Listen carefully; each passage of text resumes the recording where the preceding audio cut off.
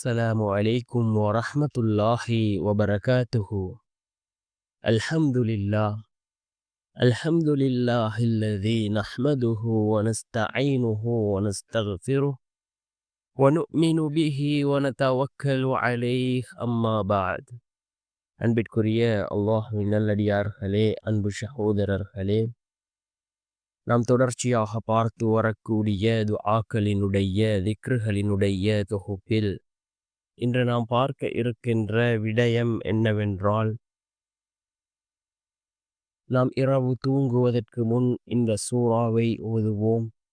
இந்த சூறாவை ஓதுவதன் மூலமாக அல்லாஹ் ஜல்ல சுப்ஹானஹு வ தஆலா நம்முடைய வாழ்க்கையிலே அல்லாஹ் பரக்கத்தை ஏற்படுத்தி தருகின்றான். அதே போன்று ரசூலுல்லாஹி ஸல்லல்லாஹு அலைஹி வஸல்லம் அவர்கள் கூறினார்கள், இந்த சூறாவே உங்களுக்கு போதுமானதாக இருக்கும் என்று நபி அவர்கள் கூறிய ஒரு சூறா. அதே போன்று யார் இந்த சூறாவை ஒவ்வொரு நாளும் இரவு ஓதுகிறார்களோ அல்லாஹ் ஜல்ல சுப்ஹானஹு வ தஆலா அவர்களை பாதுகாக்கின்றான். ஏராளமான சிறப்புகள் கூறப்பட்ட ஒரு சூறாவை தான் நாம் இன்றைய வீடியோவில் பார்க்க இருக்கின்றோம்.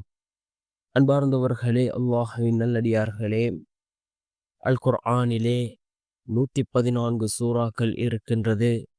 ஒவ்வொரு சூறாக்களும் ஒவ்வொரு விதமான சிறப்புகளை உடைய சூறாக்கள். சில சூறாக்களுக்கு ரசூலுல்லாஹி ஸல்லல்லாஹு அலைஹி வஸல்லம் அவர்கள் சில சிறப்புகளை கூறியிருக்கிறார்கள். அதே போன்று தான் இந்த சிறப்பு இந்த சூரத்துல் பக்ராவிற்கு கூறப்பட்டிருக்கின்றது. ரசூலுல்லாஹி ஸல்லல்லாஹு அலைஹி வஸல்லம் அவர்கள் சூரத்துல் பக்ராவை பற்றி கூறுகின்ற பொழுது, இது உங்களுக்கு பரக்கத்தாக இருக்கும் என்று கூறினார்கள் அருமை நாயகம் ஸல்லல்லாஹு அலைஹி வஸல்லம் அவர்கள். அதே போன்று சூரத்துல் பக்ராவினுடைய கடைசி 2 வசனங்கள் ஆமனர் ரசூலு என்று ஆரம்பிக்கக்கூடிய அந்த கடைசி 2 வசனங்களை யார் தூங்குவதற்கு முன் ஓதுகிறார்களோ அதுவே உங்களுக்கு போதுமானதாக இருக்கும் என்று கூறினார்கள் அருமை நாயகம் ஸல்லல்லாஹு அலைஹி வஸல்லம் அவர்கள். அன்பார்ந்தவர்களே, அல்லாஹ்வின் நல்லடியார்களே, நாம் இந்த சூறாவை அதிகமாக ஓதுவோம்.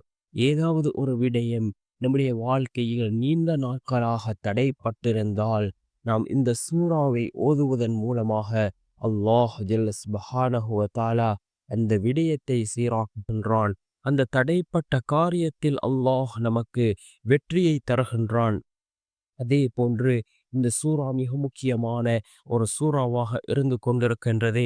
ஏராளமான சிறப்புகள் கூறப்பட்ட இந்த சூரத்துல் பக்ராவை நாம் ஓதுவோம். நிச்சயமாக அல்லாஹ்வினுடைய உதவி நம்மை வந்தடையும்.